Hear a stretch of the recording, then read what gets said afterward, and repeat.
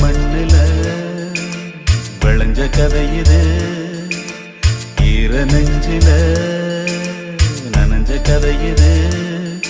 இது கதையானாலும் வெறும் கனவா போனாலும் ஒரு வரலாறுதான், வீர தாலாட்டுத்தான்.